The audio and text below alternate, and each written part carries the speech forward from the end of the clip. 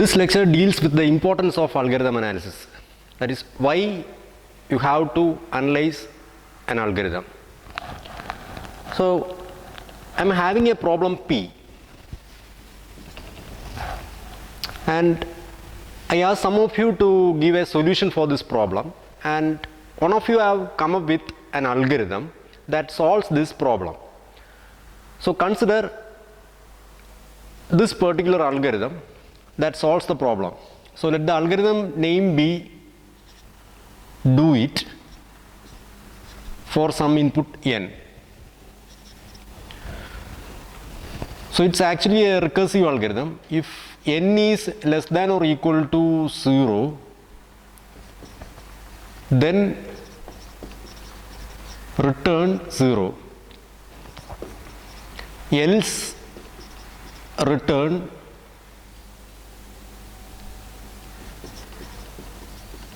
do it n minus 1 plus do it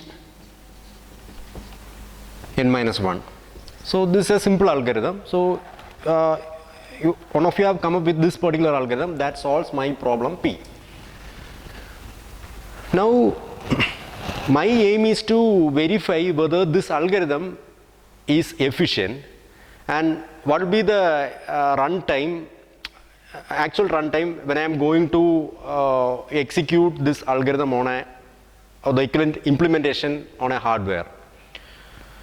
So before implementing this algorithm, I am going to analyze this algorithm. So what happens is you can use the frequency count method. So this step is 1, frequency count is 1, here it is 1. So what about this step? The frequency count is 1, you can treat this as a single step, and when you go through this particular instruction, you are having the recursive function do it called twice for input size n minus 1. So if t of n is the runtime for do it n, then runtime for do it n minus 1 will be t of n minus 1, and here you are calling do it n minus 1 twice. So it will be 1 plus 2 times t n minus 1, because this 1 actually stands for the frequency count of this instruction that is treated as a single instruction, and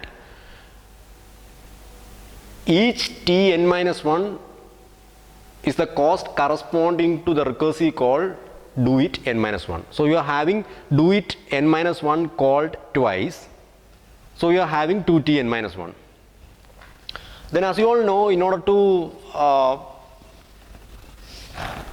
to analyze a recursive algorithm, first you have to devise the recurrence relation. So in this case, recurrence relation is Tn equal to, so which one is the base case? If n is less than or equal to 0, it will execute this instruction and this instruction, and the algorithm will terminate. So Tn equal to, so in this case step count is 1 plus 1, 2 for n less than or equal to 0.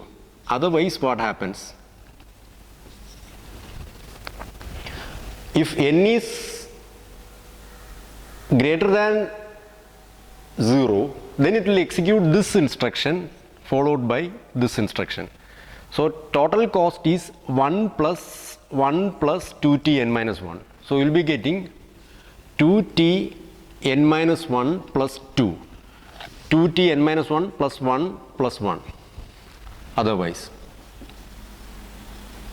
So first step is we have devised the recurrence relation. Now we have to solve this recurrence relation using some technique, and for the time being we are going to solve this recurrence using iteration method. So what is Tn? Tn is equal to 2t n minus 1 plus 2.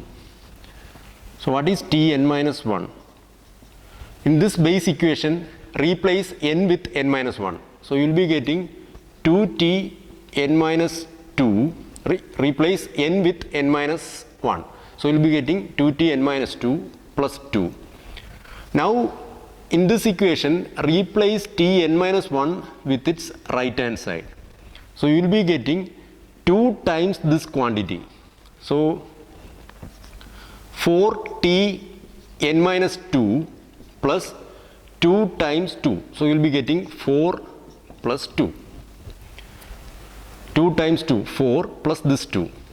Now what is Tn minus 2? Tn minus 2 is equal to, in the base equation replace n with n minus 1.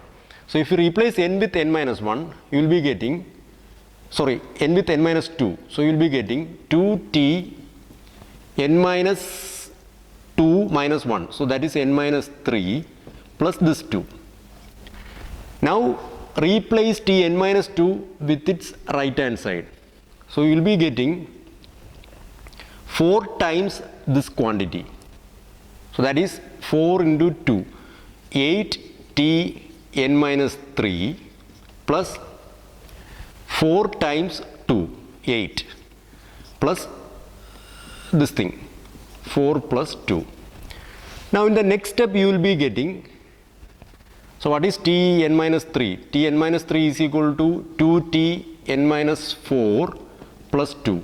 If you replace Tn minus 3 with its right hand side, you will be getting 16Tn minus 4 plus 16 plus 8 plus 4 plus 2. In general, for some k,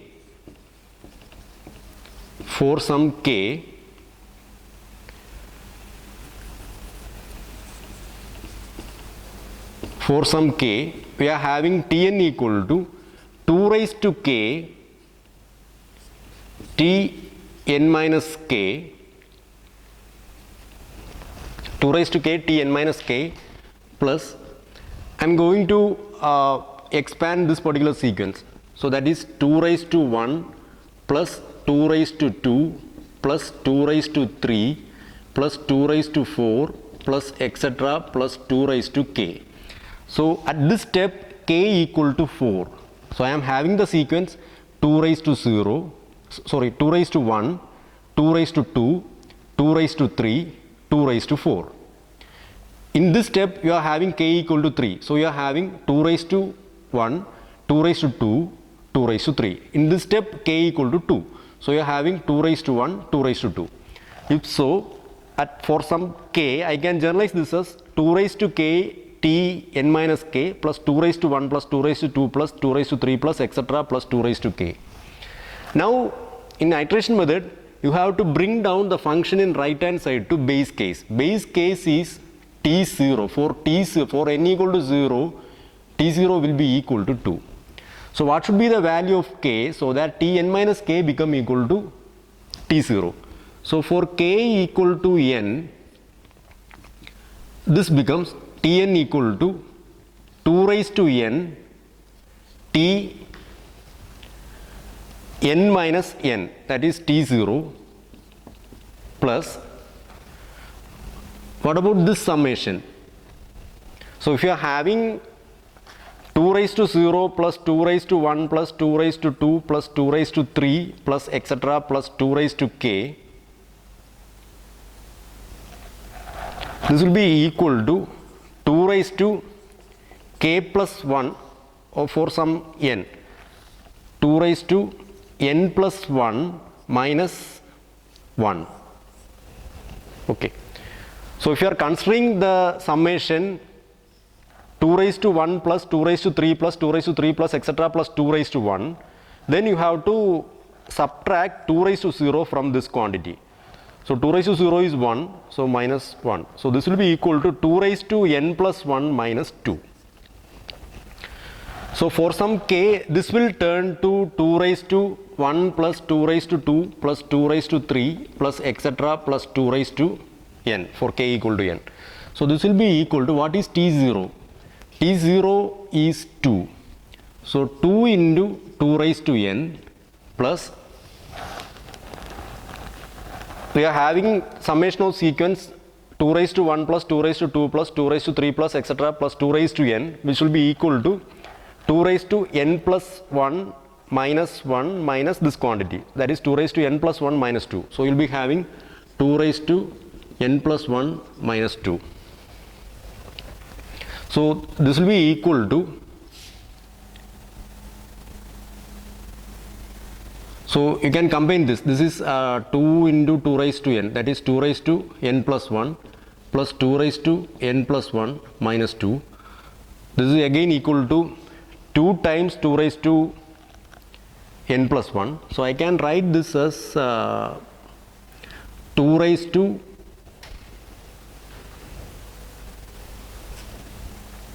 I can write this as 2 into 2 raised to n plus 1, 2 times 2 raised to n plus 1 minus 2, which will be equal to, so I can rewrite this as 2, see, I can rewrite this as 2 into 2 times 2 raised to n.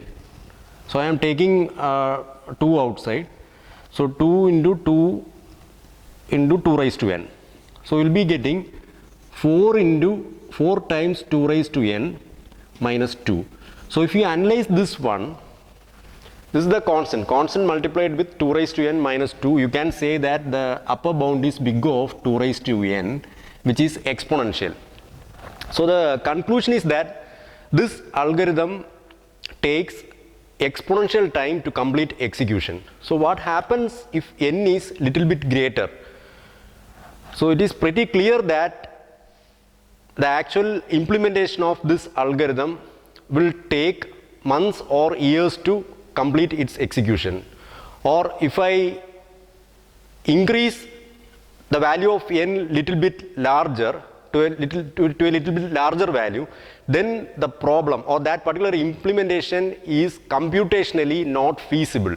A real powerful hardware cannot execute that particular program or that particular implementation. So since the runtime of this particular algorithm that solves our problem P takes exponential time, this solution is not a feasible one. So that is the beauty of algorithm analysis. Since I have completed the procedure of algorithm analysis, I found that this algorithm is not a feasible solution. So I have to consider another solution.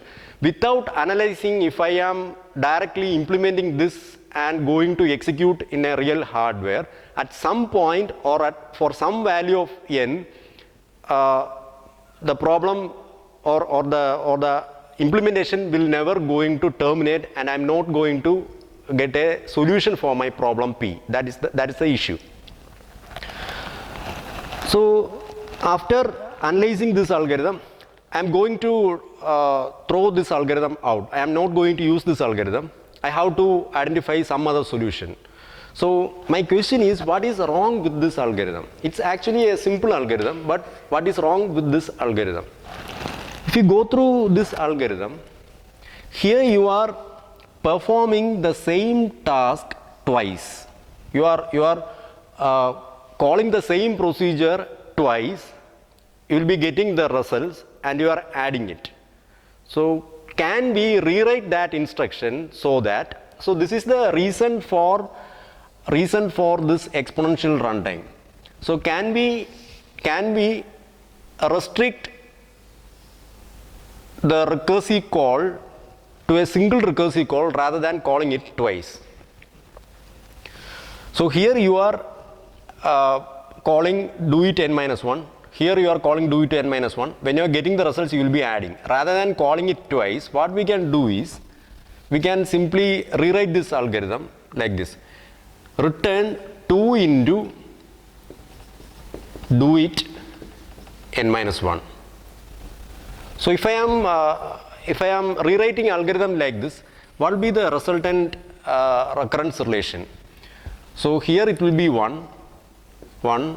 So here also instruction cost will be 1 plus, here you are calling t n minus 1, here you are calling do it once for n minus 1, input size n minus 1. So we will be getting t n minus 1. Now if you write the recurrence, this recurrence will turn to, if n is less than or equal to 0, you are going to execute this instruction and this instruction. So it will be equal to 2 for n less than or equal to 0. Otherwise, you will be going to execute this check operation followed by this one. So t n minus 1 plus 1 plus 1. So you will be getting t n minus 1 plus 2. Now what happens if we solve this recurrence? If you solve this recurrence, you will be getting Tn equal to Tn minus 1 plus 2. So what is Tn minus 1?